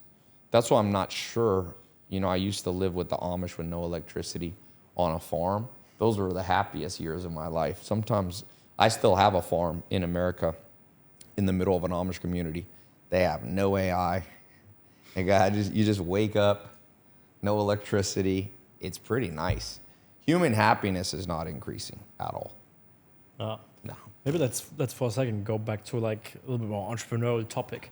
I think many, people watching this podcast have their own business, making $10,000, $20,000, $30,000 a month, maybe an agency, maybe a personal brand. They are maybe just selling digital products. Maybe they do e-com. Maybe they make, I don't know, 100K a month, 200K a month, 300K a month. And they, tie on the event. And both of you guys, you haven't just built one company, right? Raoul, you have like 9 different companies. I think you mentioned yesterday. Tai, you have a lot of companies, right? But of course, you always start with one company. I started my entrepreneurial journey 6 years ago with one company, and then I now have different income streams. And when we were, for example, on the event in Cannes, right, and you were talking to Phil, who's super successful with his one business, and you took a look at everything. One of the advices that you gave him is, hey, instead of just focusing on one business and trying to scale it to the moon, focus on building an empire. And the way how you build an empire is not by focusing on one thing, but by diversifying and building multiple businesses, right? And Raoul, you've also built multiple businesses. For people who have one business right now, right? When is the right time to get into building multiple businesses? And how do you do it? How do you build a company in a way with employees, I don't know, company structure, hiring a COO, et cetera, et cetera? And what are some of the things that you guys have learned along the way that you would recommend to people who want to get into building multiple businesses? Or would you recommend it at all? Maybe Raoul, you want to start? I mean, it depends. Like, you have to be, first of all, a certain kind of person. I think, like, building something else from just a need or seeing what other people doing is never a good way. It's like, usually, like the most successful models, they were built based on the evolution. Okay, so that means that you were like an expert in your field, yeah, and you saw certain things, and you saw certain opportunities, and there's like never the right time to start, I think. But on the one hand, you have to be like, you should know kind of like where you go, but on the other hand, it also develops kind of like organically. When I think, for example, Bernard Arnault, he started first with LVMH, okay, and because he had success with it, and he was like deep into this field, like he saw the other opportunity with Dior, and then he bought also Dior, and then he tried to buy Gucci. Then eventually, like now later, like he had eyes on Tiffany, and eventually, like he built this step by step organically. Like he didn't build it because he saw someone probably and he was thinking, okay, like I want this or that, On the other hand, regarding hiring, it's like you should always look what holds you back right now, or about building. What departments have errors inside, and how you can make it more efficient, more easier going, and automated, basically. So you spend some time, for example, first, for me, for example, when I built my companies, HR was a huge thing for me, because it enabled me, after I built the HR department, to focus on the next thing, and the next thing, and the next thing. So because I need human capital, so HR was a big thing. So I needed to find the right person, train her first by myself, automate everything, how our tool infrastructure functions, and so on. What kind of people we want to have, what kind of people we don't want to have, how to automate the onboarding, and so on, and so on, and so on. Once I figured that out, I had space like to tackle the next thing. So like to focus more on other departments and build their systems in place. And eventually, like once you have the basics, then you hire like a middle manager, like a CEO, for example, who then takes care of running daily operations So you can have more time to focus on the next big leverage, which is strategy, meeting the right people, network, having this one call that Tai said, like that enables everything else. Now you have like an infrastructure working in place that you have just an opportunity knocks on the door, and you have to be ready to take it then, and then take it to the next level.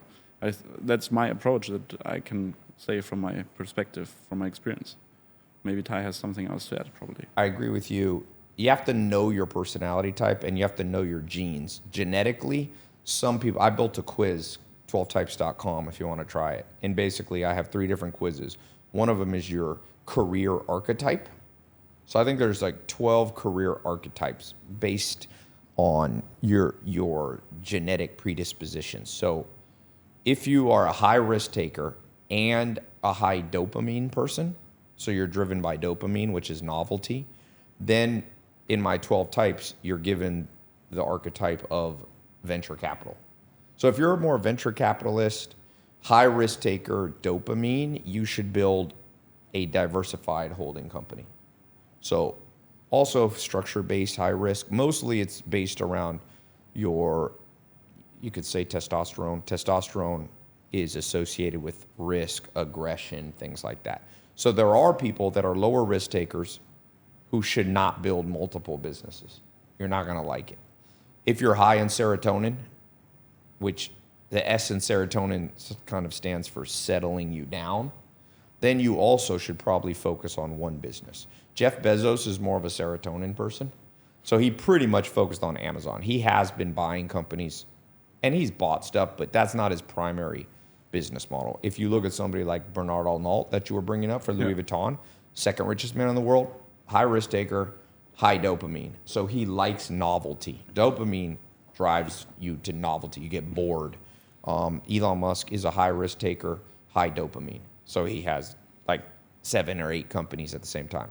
So I think first you have to know your genetic predisposition. Me and you are probably high risk taker, high dopamine. So we like to have a portfolio of companies. Now, even if you don't like to have a lot of companies, for diversification and safety, I think you're crazy not to have 3 different companies over time. Maybe not your first year as an entrepreneur, but I would be very careful of having one main business for over 10 years. I think Mark Zuckerberg, like as I said earlier, statistically the most successful entrepreneur of the last 100 years. There's nobody's ever had 100 billion net worth before age 36 besides Zuckerberg. Rockefeller didn't do that. Buffett didn't do that. Carnegie didn't do that. So he has 3 main businesses. He built Facebook within, let's say, the rise of Facebook. Really, Facebook took over and passed MySpace around 2006, 7, 8. So within 5 years, he had acquired Instagram, 2012. That was business number 2. And then with about, 3 years, he had acquired WhatsApp. So he has 3 main. And now, about 5 years later, he's going deep into metaverse AI. So he adds a business every 5 years. So and he's a high serotonin focused person. So even if you're focused, you still should add another stream of income because one business can disappear. Competitors can pop up, government regulation should pop up. So if you are high dopamine like Warren Buffett, if you go to Wikipedia and count how many companies he controls, either like Apple, he's the largest shareholder in Apple, or he 100% controls, Dairy Queen restaurant. If you look at that, he has 100 holdings. Bernard Arnault bought 60 companies. Larry Ellison, the 4th richest man in the world, I call him the unknown billionaire because nobody ever studies him. But Larry Ellison bought a large set of companies. Bill Gates was more serotonin, focused on one thing. But he bought some stuff. He bought DOS, for example. Apple buys a lot of companies. Tim Cook has been buying stuff, but they're more focused on one thing. Steve Jobs was more of a serotonin, one thing at a time. But Apple's so big, it's really 3 companies at once. You have the hardware, and then you have the app store, and then you have the whole network side of thing, the iMessage network and the software side of things. So they're hardware, software, and apps. or platform. So I think everybody, as you progress, you're going to end up with at least 3 businesses that you're doing. If you're high dopamine, like you and I, you might end up with, I've had at one time, let's say 20 serious businesses that were relatively big companies. So you can do 20, you can be like Warren Buffett, do 100, or Bernard Arnault, do 60. But you do, no matter what, you have to do it methodical. It's possible to grow too fast. It's possible to grow too slow. And you need, like one of my mentors, my Tillman Fertitta, owns 600 companies, bought 600 restaurants. If you want to, he's a high dopamine guy. If you want to go that, you have to be very good at hiring and getting COOs or directors of operations. If you don't do that, you'll blow up. Or what Warren Buffett does, he only buys good companies where the manager stays on. Like these 2 companies I'm buying, I'm supposed to close today. I was supposed to close Friday, but I was too busy doing this seminar thing. So I made the owners, the current CEOs, stay on for 18 months. So I have at least 18 months that I don't have to worry about management when I buy this company. I'm working on this Norwegian company. I'm making the owners stay on for 18 months. Yeah. So that way you don't have to, that's the Warren Buffett methodology, which is Warren Buffett, very smart guy, very smart. Maybe the sharpest of all I would say Warren Buffett might be the highest IQ, maybe even higher than Elon Musk. Not slightly, I don't know. Those 2 would be an interesting IQ. Bill Gates was a high IQ guy. As I always said, he has the worst PR. He needs your PR company because he's the most hated billionaire, for various reasons. But if he hadn't given away his shares to charity, he owned 56% of Microsoft, which is currently worth about $2.8 trillion. He would have had a $1.4 trillion net worth. That's crazy, man. Crazy. 1.4 trillion? Even Putin, maybe Putin's a multi-trillionaire. It's hard to know. Napoleon, probably wealthiest people in modern history is Napoleon, number 1, because he controlled all of Western Europe. Three companies at least over the long run you would recommend for every entrepreneur to run. Yep. And then how do you structure the companies? But 3 if you're conservative. Yeah. If you're a little higher on dopamine, you should get up to 5 or 10. If you're super high dopamine, high risk, you should probably get up to like Bernard Arnault, 50, 60. Larry Ellison. I wonder how many Larry Ellison. Hey, Siri, how many companies did Larry Ellison buy? Mm-hmm. I should know this. Let's see. In the end, like you're at that level, you don't run them anyway by themselves. And the deal structure, usually also other people prepare for you. Yeah. So it's more like to build the right infrastructure than like more opportunities enable themselves to you, So. Can you talk about the infrastructure a little bit, like how you build it within your company, or is it the thing you talked about earlier? Like eventually, like you need right lawyers. To find good lawyers is very hard. Like absolutely, good lawyers. It's only because like an average lawyer, or like the difference between a great and a good lawyer is like an average lawyer, a good lawyer. They just see the law and they see what is there. Like a great lawyer has experience, he knows specifics, and he's like a mad scientist, or like Steve Jobs said, like he sees the stars and he can connect the stars in many different ways. So he can see things that a good lawyer, an average lawyer, will never see. And like a great lawyer is very creative. Actually, it's a very creative person because he knows how to make things happen within the boundaries of the law.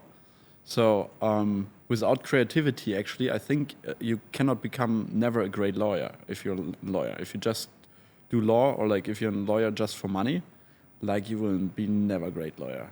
Yeah, good. I mean, lawyer. Look, it's a little. There's something called adverse selection.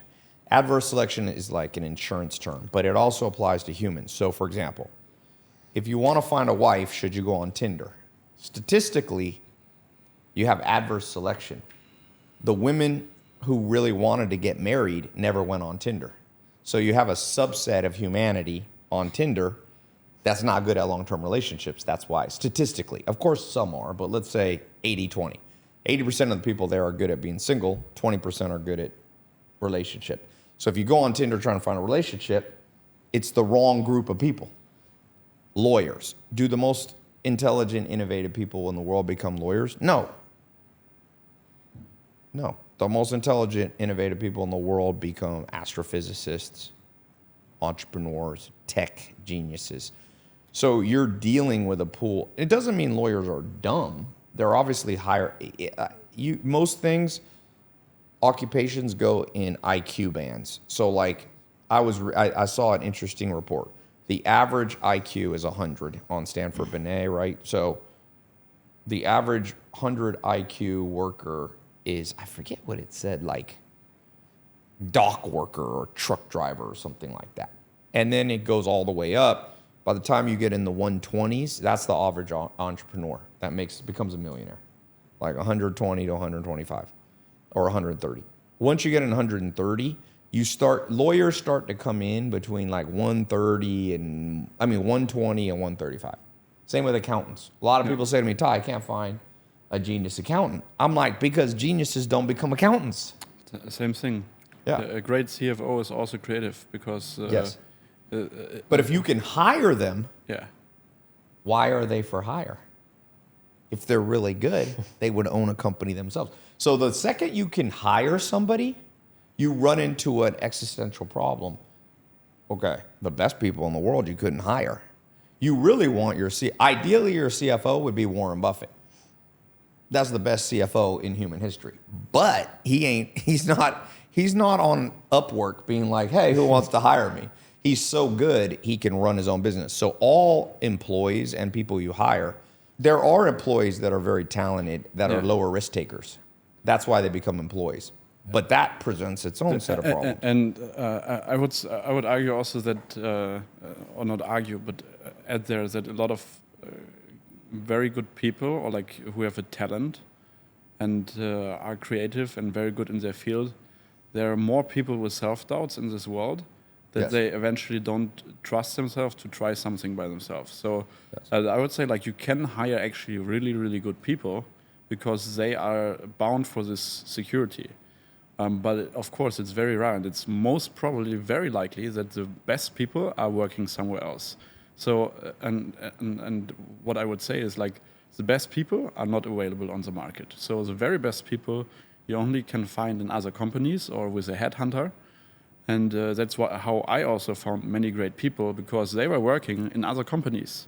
So, for example, my CFO at Copecard, he worked before at the largest bank in Ukraine, and we had to headhunt him away, kind of like. So, through also like a but then you get adverse selection. If they're able to be headhunted, they might be headhunted from you. Of course. Their loyalty's lower. Of course, but game theory, everything's I prefer competence over loyalty, because but why? Because if they're competent and not loyal, then they take all your secrets and go to the next company. In the end, like it has to be like a benefit for them. You know, like you have to always make sure that you have that's what Warren Buffett actually said. Like you have to create the right incentive structure. So you have to build the right incentive structure for the very best people, so they stay basically based on their own motivation, and they know if they go somewhere else, like they will have like not either like the space for the talent, not the right compensation, same compensation. If they get another offer, like okay, it's part of life, unfortunately. But I mean, like I prefer competence over loyalty, like because loyal people with low competence can really make bad things in your company, and you're stuck. Well, but it also depends where. Like in my I divide companies into 14 divisions, from all the functions, from HR, product development, legal, finance, social media marketing, paid marketing, direct sales, customer support, tech, M&A, capital, and then division 13 is middle management. Yeah. And then division 14 is executive management. The 14th division, it's better, I think, to do joint ventures. because then you can get the most talented people come work with you because they have ownership. Division 13, I'd rather have loyal people who are less competent, because a lot of Division 13 middle management is just like people management. Sure. So you don't need Albert Einstein there in Division 13. Definitely. Division I agree 14, with you you. want like high IQ Yeah. in Division 14. But I think the world changed. See, that's where I think a lot of the advice in business is no longer relevant. 20 years ago, not only was it dangerous to start your own business if you were smart, but it was hard. You needed startup capital. Jeff Bezos, to launch his first Amazon website, cost $150,000 because there was no Shopify, there was no WordPress. But now, 2024, a smart person doesn't take that much risk because he can work part-time somewhere else, and with the tools, they can start their own business with no risk.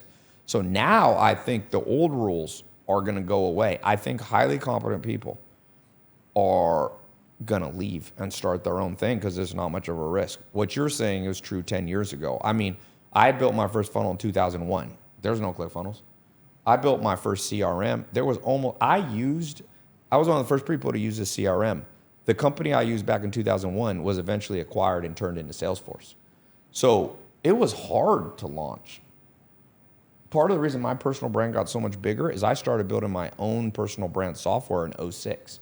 I've never used third-party software. So in 2012, when I launched my brand, people didn't know how to do it. They were using WordPlus 30 plugins. I had my own software, all my own funnel data. I still use that. But now that's not a competitive advantage I have anymore. No. Because people have so many tools.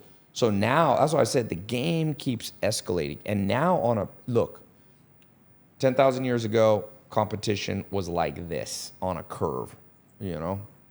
It was, or this way. It was teeny. The difference between the best tribe person and the next one was like here. Tools started being introduced in agriculture. It started to go here.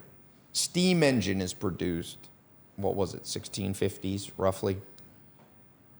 All of a sudden you had, before that, by the way, step back. When armies became sophisticated, like the Queen of England, the Virgin Queen, Queen Elizabeth, she started an empire because she had boats. All these things were capital intensive. So she became the wealthiest woman in the world, let's say in the 1500s, right? She started the English Empire, the Romanov Empire. After Ivan the Terrible, you had these empires form. So all of a sudden wealth starts to concentrate. Now, internet was created, Google was created. Now SaaS tools are created where anybody can be your competitor. It's like 100 floors up now. And so the rules of down here, or even the rules from the year 2010, they're out the door. So I think hiring is going to become very different. As I said, to get the best, you're going to have to do joint ventures, which is actually what you do. You have these joint ventures with these talent people. Like in Germany, you were telling me you developed these brands. But they're not your employees, right? You had to give them upside equity in the business, or else they wouldn't have partnered with you. So I think the rules of hiring have already changed. We just haven't realized it. The rise of corporations was wave 2. The rise of governments was wave 1. The rise of corporations was wave 2. We're still right at the transition between the rise of the individual. So now individuals are like, I don't even need you anymore. If they're high IQ, they're like, I'm going to go build my own ClickFunnels, my own personal brand, It changes quick. 1 year from now, it's going to really blow. I see it getting, I can see the writing on the wall. We're going to have to rewrite all our rules of business soon. Wow. We talked about building companies now, right? Earlier stuff like daily routine. A lot of entrepreneurs are listening. And I think big part of the entrepreneurial journey, especially financial and achieving success, is you have to grow as a person, and you have to sometimes reinvent yourself. Right at the beginning, you maybe get started. You go from $0 to $10,000 a month, and you have to learn specific skills and this and that. You have to grow into the person who can make $10,000 a month. Then you continue, and you have to learn new things. You have to learn stuff like hiring, etc., etc. Become the person who can make, I don't know, for example, $100K a month. Then you have multiple companies, right? Raoul, you also on other podcasts talk about a lot like growing into that new person and creating a new identity maybe. Can you talk about that a little bit? Well, I mean, like, you should find yourself a challenge, and then you should figure out what is needed there. And certain things, like you need to learn, you need to evolve, you know? So you need to unlearn certain things that you were doing regularly, for example, also through delegating, through installing the right manager, and learn new things. So eventually, like, as an entrepreneur, that means, I think, like, the most practical example is eventually, like, you need to learn how to read contracts, how to make good contracts, actually, how to create deals, how to read the balance statements, how to know, like, does a company has potential or not, how to find great deals, how to raise money, for example. These are all certain skills where you need the time eventually to learn this, and either through a mentor or, like, best thing is not like through trial and error, but through someone who already is at this stage, because then it goes really fast, you know.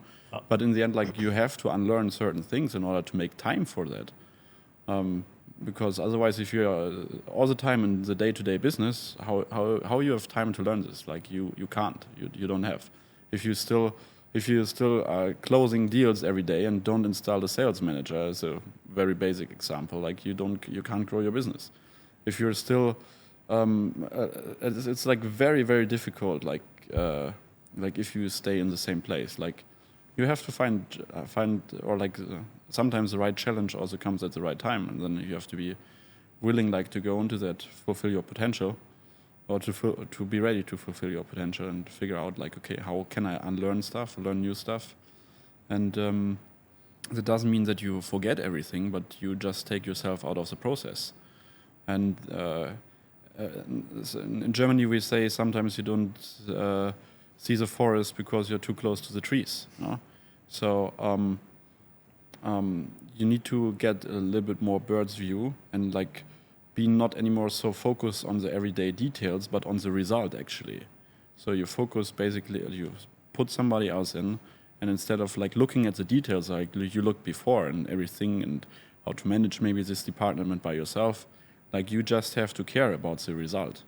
And then it's important also, like, to not get bullshitted by people that you hire. Because sometimes you hire wrong people and they say, like, oh, this didn't work, like, excuses here and there. And just be focused on the results. That's why you hire people in the first place. Yeah, ideally, people who are better than you in the respective field. So, and it's also, like, if you compensate them well, it's their job, like, to basically fulfill the thing. Ideally, I mean, like, I have no ideas of setting up the cameras here, right? But when tomorrow would be like, oh yeah, sorry, I didn't know how to set up the camera, I would say, like, Momo, you're in trouble. You know? And no, like, these people know, they know what they do, so they're way better than that, and this is how it should be for every department, you know. So yeah. Yes, yeah. To ramp things up, maybe one last question. What life advice would you give your son if you had 5 minutes left on planet Earth? When I have how many? What? 5 minutes left on planet Earth. You talk to your 18-year-old son. Last piece of advice. First of all, don't be a pussy. No, I think, like, what life advice I would give him: always stay curious. I think as a man, it's your duty, like, to push through challenges, like, not to give up, and try to see the beauty in things, try to see the beauty in life. Because as a man, I think, like, the world sometimes can get very cruel, and it's not about your feelings, but that you should get things done.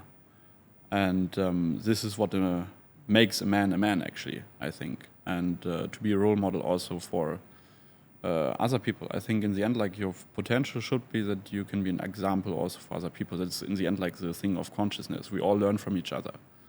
So, yeah, try to be a good human, have a good heart, be honest, always honest, straight, never lie, be straight on point, and try to do the right thing, have fun, and don't take yourself too seriously.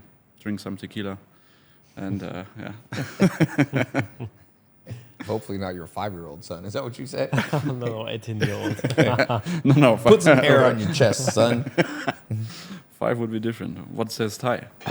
What do I say? I'd say it's not this. I'd say what this one professor said about Darwin. It's not the strongest or the smartest who survive. It's the most adaptable to the environment in which they find themselves. So realize, especially now in the modern world, the world's going to change so fast that the greatest skill is to be able to change yourself almost like a chameleon. Like your business model changes, the way you hire changes, the way you do your daily routine changes. Some things won't change if it's built around our DNA. We're going to need water. But I'd say, son, daughter, be a change machine. Do it faster than other people with less frustration, less pain. I'd say number 2, be a learning machine. I'd say read a book a day. It'll be the one skill that will make you stand out from other humans. And you can read book summaries, you could read audiobooks, but this will help you adapt very quickly. Download the consciousness of the smartest, wisest people in humanity into your brain. Keep it easily accessible. That's number 2. Number 3, I would say the game you should play is beauty. Beauty is the purpose of life. And beauty is basically symmetry, ratios, the balance between two things. A beautiful face has a proper balance between cheekbones and your, lips and chin. So the beautiful life is a proper balance of health versus wealth versus love versus happiness.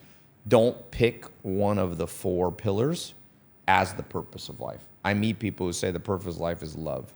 I meet other people who say the purpose of life is to be as wealthy as you can. I have friends in fitness say the purpose of life is to just be healthy and feel good. Other people say, if you're a yogi, or it's like the purpose of life is happiness. But those are all a subset of the beautiful life. So it's actually how those 4 are connected. So if you're wealthy, but your health's bad, you're losing in the real game of life. If you're healthy and wealthy, but you don't have love, you're losing. If you're healthy, wealthy, and love, but you don't have happiness, you're losing. So try to raise all 4 up every year equally.